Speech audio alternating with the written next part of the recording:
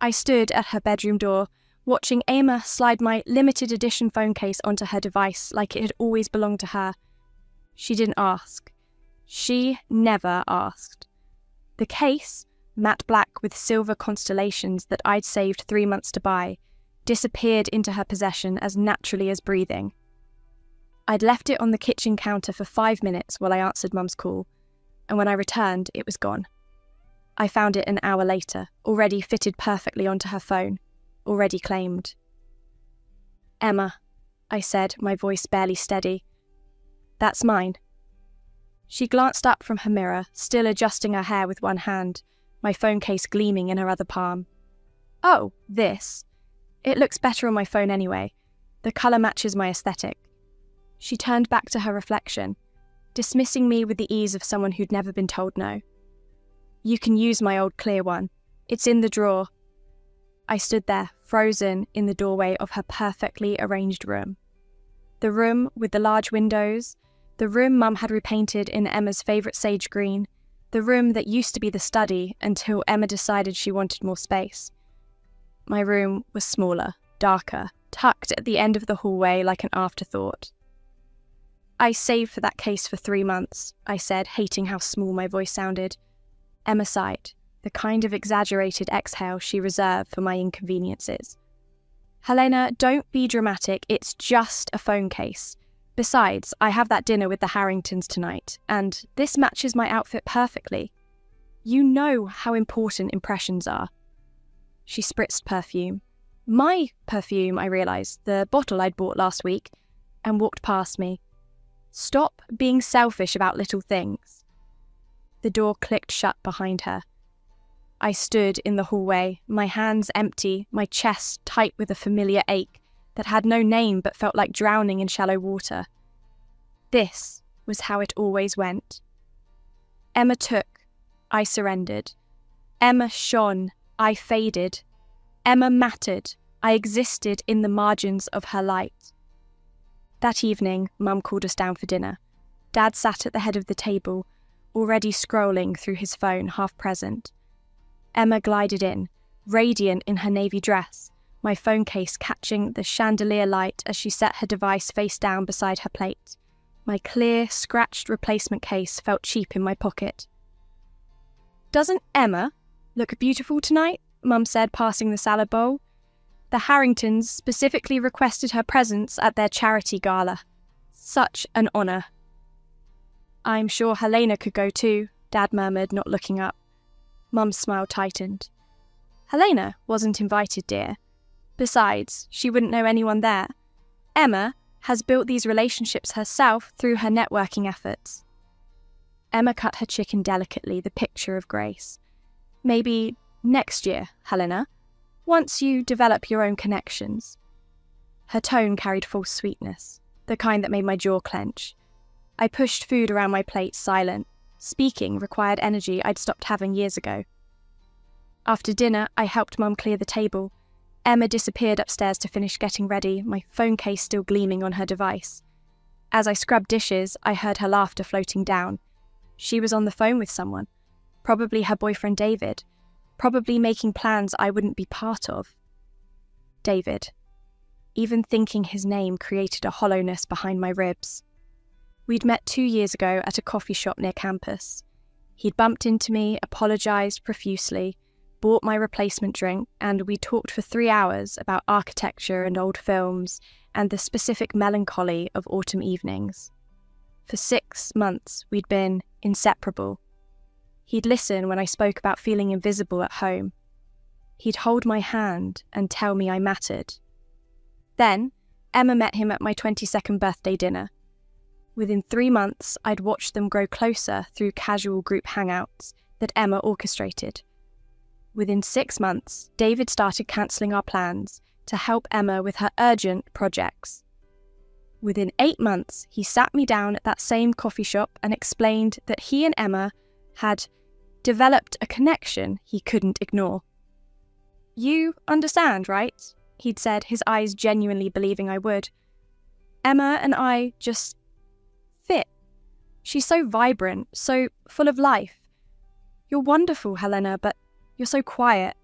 Sometimes I felt like I was dating a ghost. I'd nodded. I'd even smiled. I'd told him I understood, that I wanted him to be happy, that Emma was lucky to have him. I'd said all the right things while something essential inside me calcified into stone. That was 8 months ago. They were still together, still radiant, still perfect, and I was still the ghost. The water ran cold over my hands. I realised I'd been standing there, motionless, for several minutes. Mum had already left the kitchen. The house felt enormous and empty around me. I dried my hands and climbed the stairs to my small room. Through Emma's door, I could hear her on the phone. "Absolutely perfect, darling. Yes, the phone case really pulls the whole look together. You have such good taste. You picked it, remember?" She was telling David I'd chosen the case for her. She was rewriting even this small theft into evidence of her thoughtfulness, her aesthetic brilliance. I closed my door and sat on my bed in the darkness. The streetlight outside cast long shadows across my walls, shadows that looked like prison bars. Somewhere in the house, Emma laughed again. Bright, musical, effortless. I lay back and stared at the ceiling, feeling the familiar numbness spread through my limbs like frost. This was my life. This was all it would ever be. Emma taking, me surrendering, the world spinning on as if my absence was simply the natural order of things. The thought arrived quietly without drama. What would happen if I just stopped? Not dramatically, not violently, just ceased. The idea brought unexpected peace, a still, dark pond where I could finally rest. No more comparisons. No more small thefts that accumulated into the vast empty space where my life should have been. No more existing as Emma's shadow, David's mistake, my parents' consolation prize. Just stillness. Just silence.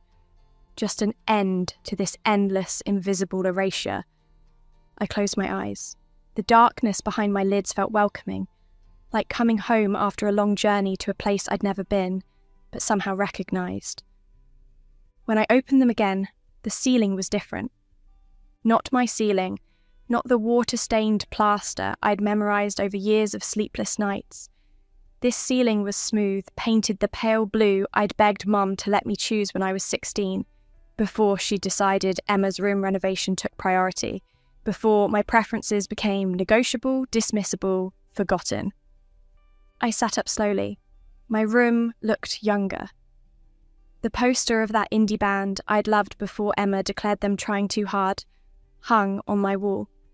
My desk held textbooks from junior year of college. The calendar read April 2019.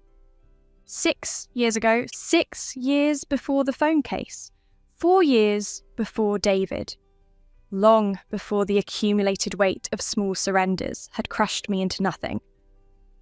I stood, my legs steady beneath me despite the impossibility of what was happening. My phone sat on the nightstand. My old phone, the one I'd had before 3 upgrades, still in its basic clear case. No Constellation case existed yet. I wouldn't see it in that boutique store for another 3 years. My hands weren't shaking. My breathing was calm. Because underneath the shock lived something else. Recognition. I'd died. I'd let go. And somehow, impossibly, I'd been given another chance. Not to relive the same pain, not to make the same surrenders, but to choose differently. I looked at myself in the mirror across the room. 20 years old, my hair still long because I hadn't yet cut it short to differentiate myself from Emma's flowing locks, my eyes still holding some light that hadn't yet dimmed into resignation. This version of myself didn't know yet what the next 6 years would cost her. Didn't know about the 1,000 small thefts, the accumulated erasures, the slow death of being loved less, chosen second, considered only as an afterthought to Emma's brilliance. But I knew, and I would never forget. I dressed carefully that morning, choosing clothes I remembered Emma later criticising, until I'd stopped wearing them. A green sweater she'd claimed made me look washed out. Jeans she'd said were unflattering.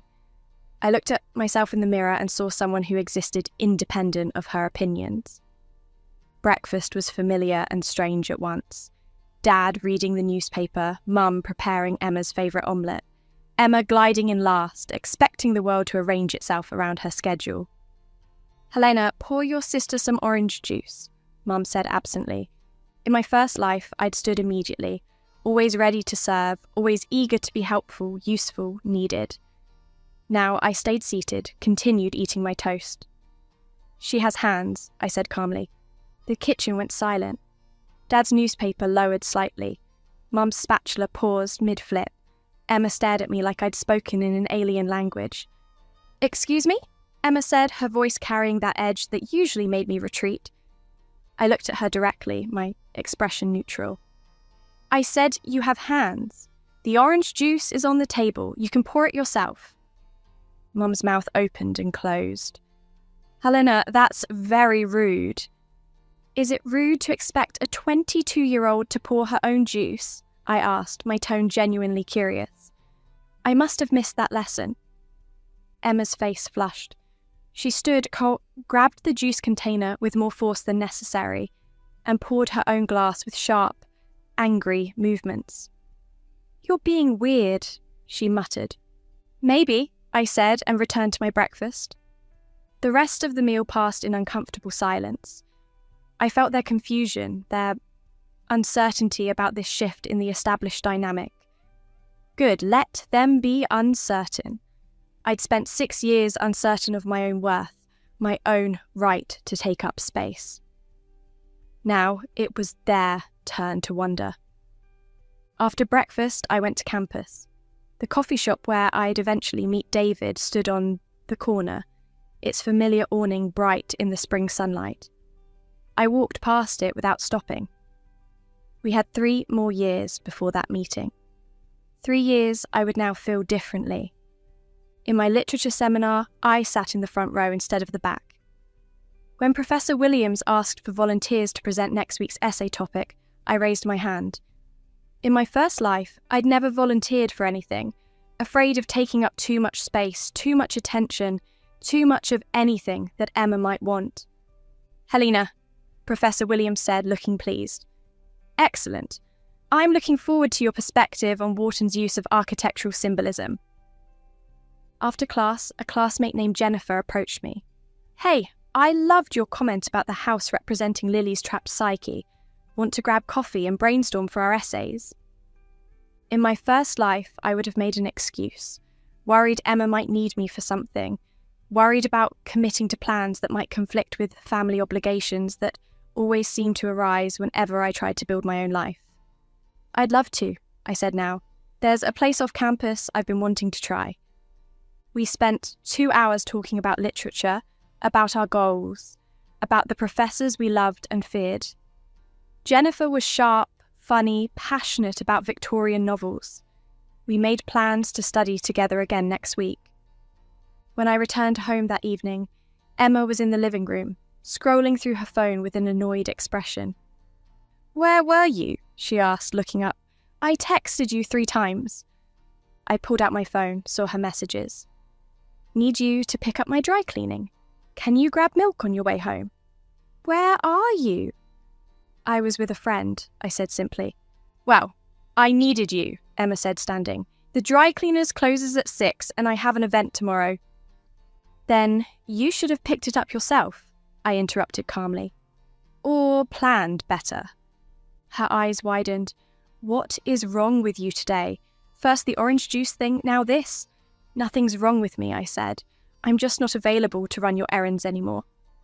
"You're an adult, Emma. Act like one." I walked upstairs before she could respond, leaving her standing in the living room, her mouth open in shock. Over the following weeks, I continued the quiet revolution. When Mum asked me to rearrange my schedule to drive Emma to an appointment, I declined and suggested Emma use the rideshare app. When Dad requested I help Emma prepare for her presentation, I reminded him Emma had graduated with honours and was perfectly capable of preparation herself. I joined a book club. I started attending poetry readings downtown. I applied for a summer internship at an architecture firm I'd always admired but had never pursued because Emma had declared architecture too technical for her tastes, and I'd somehow internalized that as a judgment of my own interests. I got the internship. The morning I received the acceptance email, I came downstairs to find Emma at the kitchen table, crying. Mum sat beside her, rubbing her back while Dad hovered anxiously. "What happened?" I asked.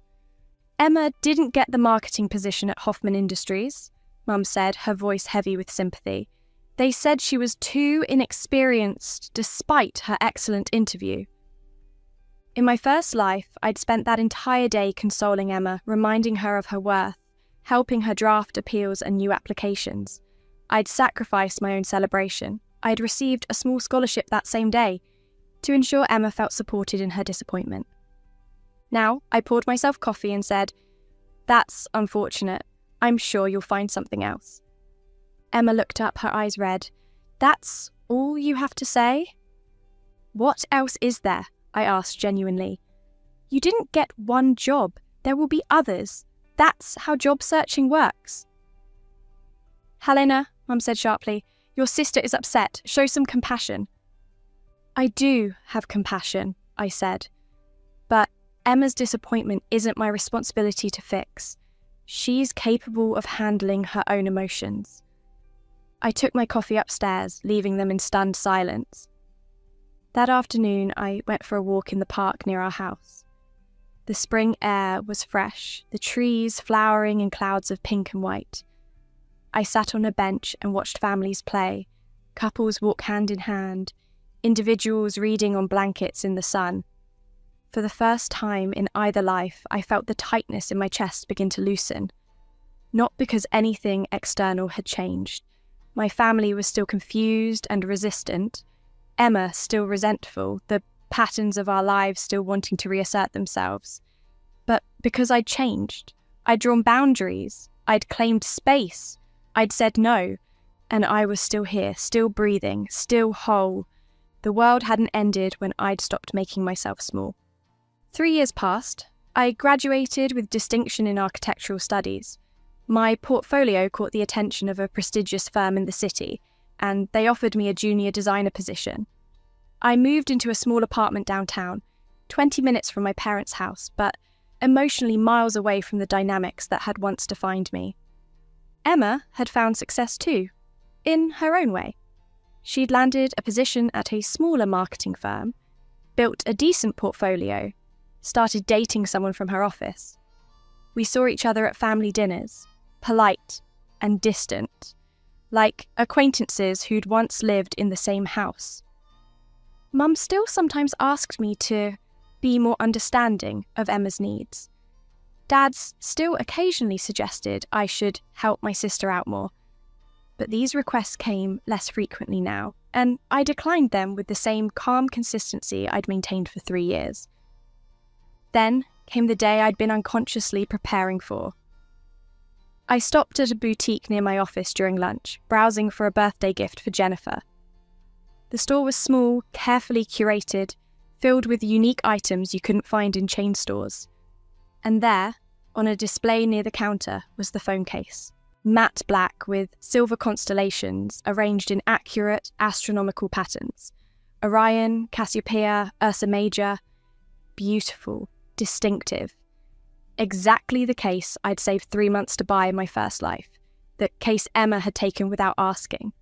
The case that had been the final small weight that broke me. My hand reached for it automatically, then paused. In my first life, I'd bought this case, loved it briefly, lost it to Emma's casual theft, and never mentioned it again. The loss had seemed too small to fight about, even as it represented everything else I'd lost. My voice, my boundaries, my right to keep anything that was mine. Now, I stood in the same store, 3 years into my second chance, holding that same case in my hands. And I made a different choice. I set it back on the display and walked away. Not because I didn't want it, not because I was afraid Emma would take it again, but because I didn't need it anymore. That case had represented wanting to be seen, wanting something beautiful that was mine, wanting to matter enough to keep what I loved. I already had those things now. I'd built them through 3 years of quiet refusal, consistent boundaries, and the revolutionary act of treating myself like someone who deserved respect. I didn't need a phone case to prove my worth. I didn't need any object to validate my existence. I left the store and returned to my office, where my current phone sat in a simple leather case I'd chosen because I genuinely liked it, not because I thought others might. That evening, I met Jennifer and our friend Marcus, not the Marcus I'd been told to avoid in the template, but a different Marcus we'd met through the book club, who worked in software design and made terrible puns about code, for dinner at our favourite Vietnamese restaurant. "You seem lighter lately," Jennifer observed, twirling noodles around her fork. "Like something's shifted."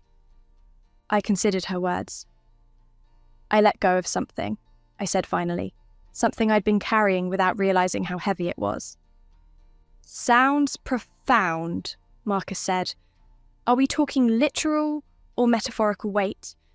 Because I just started this new diet." Jennifer threw a napkin at him and we all laughed. This was my life now. These people who chose me, this work I loved, this city I'd claimed as mine. Not the shadow version of existence I'd endured before, defined by Emma's light and my own erasure. The following Sunday, I went to my parents' house for monthly dinner.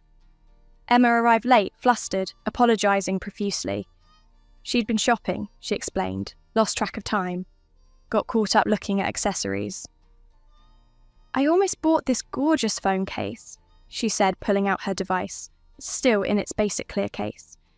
"But it was expensive, maybe for my birthday." Mum smiled. "What did it look like?" "Black with silver constellations.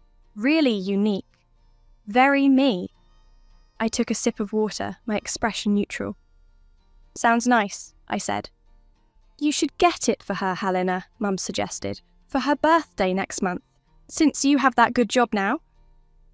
In my first life, I would have agreed immediately, eager to please, desperate to be the thoughtful sister, even as Emma had never returned the consideration. "I already have a gift in mind," I said calmly, "something I think she'll genuinely appreciate." Emma looked at me curiously, but said nothing. The conversation moved on. Dad asked about my latest project, a renovation of a historic building downtown that was actually going to be featured in the local architecture magazine. Mum asked if I was seeing anyone, her tone carrying that specific weight of maternal concern about my perpetually single status. "I'm content as I am," I said simply. "But don't you want to settle down, find someone nice?" Mum pressed. "Maybe eventually," I said, "but I'm not looking to fill a void. I'm complete on my own." Emma's boyfriend, his name was Robert, and he was kind, steady, utterly different from David, squeezed her hand and smiled. "That's actually really healthy," he said. "Too many people jump into relationships because they can't stand being alone." Emma looked slightly uncomfortable, though I couldn't tell why. After dinner, as I helped clear the table, because I wanted to, not because I was expected to, Emma followed me into the kitchen. "Can I ask you something?" she said quietly. I rinsed a plate, waiting. "What happened to you?" Emma's voice carried genuine confusion. 3 years ago, you just changed. You became different, distant." I dried my hands and turned to face her. "I didn't become different," I said. "I became myself. There's a distinction." "But you used to be so helpful, so accommodating." "I used to be so erasable," I corrected gently, "so willing to disappear to make space for you. That wasn't kindness, Emma. That was self-destruction." She blinked, processing. "I never asked you to disappear." "You didn't have to ask," I said. "You just took, and I just gave, until there was nothing left of me to give." "I don't understand," she said, and I could see she genuinely didn't. That was perhaps the saddest part. Emma had never even noticed. My erasure had been so complete, so normalised that she'd never questioned it. I'd been the supporting character in her story for so long that my sudden insistence on being the protagonist of my own life seemed like a bewildering personality change rather than a reclamation of self. I know. You don't, I said without rancour. And that's okay. You don't need to understand. I just needed to change. I returned to the dining room, leaving her standing in the kitchen with her confusion. Emma's birthday arrived in May. True to my word, I'd bought her a gift, a beautiful leather journal from a local artisan, engraved with her initials. Thoughtful, personal, but not the phone case she'd mentioned wanting. At her birthday dinner, at a nice restaurant, not the house, because Emma's celebrations were always events, she opened my gift last. "This is gorgeous," she said, running her fingers over the leather. "Really gorgeous. Thank you, Helena." "You're welcome," I said simply. Mum looked slightly disappointed. "I thought you might get her that phone case she wanted," she murmured to me. "She can buy that herself," I replied quietly. "She's employed." Later that evening, after cake and champagne, I was getting ready to leave when Emma approached me in the restaurant's lobby. "I bought it," she said. "Bought what?" "The phone case. This afternoon before dinner. I used my birthday money from Grandma." She pulled out her phone, now housed in the matte black Constellation case. It looked exactly as I remembered. Beautiful, distinctive, perfectly her aesthetic. "It looks nice," I said genuinely. "I kept thinking about what you said, about buying things for myself, about being an adult." She studied the case in her hands. "I've been thinking about a lot of things you've said, actually, these past 3 years." I waited, curious where this was going. "Robert said something interesting last week," Emma continued. "He said he likes how independent I've become since we started dating, how I handle my own problems, make my own decisions. He said it's attractive." She looked up at me. "But I think maybe I didn't become that way because of him. I think I became that way because you stopped doing everything for me." It was perhaps the closest Emma had ever come to acknowledging the dynamic we'd lived in for years. "You were always capable," I said. "You just didn't have to be." She nodded slowly. "I'm sorry," she said quietly, "for taking, for not seeing, for assuming you'd always just be there, waiting." The apology landed softly in the space between us. In my first life, I'd never heard it. I died waiting for some acknowledgement that I mattered, that my sacrifices had been seen, that my erasure had consequences. Now here it was, offered freely, sincerely, 3 years after I'd stopped needing it. "Thank you," I said. "I appreciate that." We stood in the lobby, two sisters who'd lived parallel lives that had never quite intersected, now finally seeing each other clearly. "Are we okay?" Emma asked. I considered the question. Were we okay? We weren't the sisters we'd been. I wasn't the accommodating shadow. She wasn't the gleaming sun. But we weren't enemies either. We were just two separate people, learning to exist independently, discovering what relationship might be possible without the old toxic patterns. "We're figuring it out," I said. "That's enough for now." Emma smiled, relieved. "Okay, that's good. That's enough." I left the restaurant and walked to the parking garage where I'd left my car. The evening was warm, the city lights beginning to glow as dusk settled in. My phone buzzed. Jennifer asking if I wanted to catch a late movie. Marcus chiming in that he'd already bought tickets, assuming I'd say yes. I smiled and texted back my confirmation. As I drove home through the city streets, I thought about the phone case now on Emma's device, the case that in another life had been the symbol of my final complete erasure, the last small theft that broke me. In that life, I'd never told anyone it was mine first. I'd let Emma claim it, rewrite its history, turn my choice into her aesthetic brilliance. I died with that silent surrender, with all the accumulated silent surrenders of a life spent disappearing.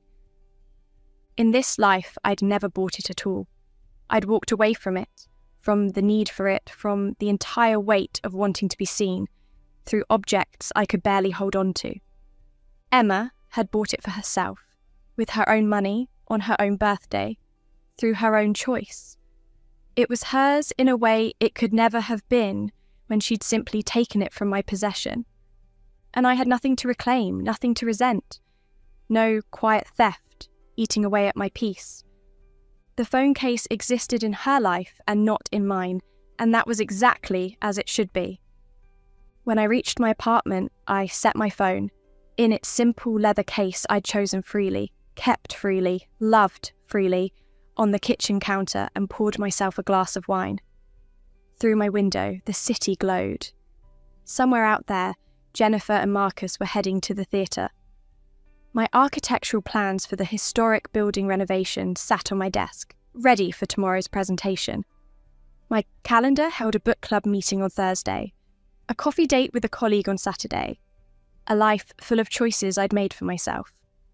I raised my glass to the window, to the city, to the version of myself who'd let go so completely she'd been given a second chance, to all of the small things I'd stopped surrendering, to all the boundaries I'd drawn in quiet, consistent resistance, to the revolutionary act of becoming someone who couldn't be erased. I drank slowly, tasting peace. Not the peace of victory over Emma, or revenge against my family, or vindication for all of the years I'd been overlooked. Those narrative satisfactions belonged to a different kind of story. This peace was simpler, deeper, more essential, the peace of a self reclaimed, a life rebuilt, a woman who'd learned she could say no and still be loved, or, more importantly, that she could say no and still love herself, whether others followed or not. The phone case had never been about the phone case. It had been about permission, to want, to keep, to matter, to take up space in my own life. I'd thought I needed to reclaim it, to take it back, to make Emma see what she'd stolen. But I'd learned something better. I needed to stop waiting for anyone to give me permission to exist. I finished my wine as the city lights deepened into full night. Tomorrow I'd wake up in this life I'd built, this existence I'd chosen, this self I'd reclaimed, one quiet no at a time. And somewhere across town, Emma would wake up with her Constellation phone case, beautiful and freely bought, carrying no weight of theft or resentment. We were both better for the distance I'd created, both freer for the boundaries I'd drawn, both more whole for the life I'd refused to keep sacrificing. I'd died once from disappearing. I'd been reborn into the radical act of staying visible. And I'd never told anyone about the phone case because there was nothing to tell. No theft, no confrontation, no dramatic reclamation. Just a woman who'd learned she was allowed to walk away from what no longer served her, even if that thing was beautiful. Especially if that thing was beautiful. The wine glass emptied. The city hummed beyond my window. I turned off the lights and went to bed in the peaceful darkness. A darkness that held no drowning, no erasure, no desperate wish for an ending. Just the quiet rest of someone who'd found her way home to herself and planned to stay there.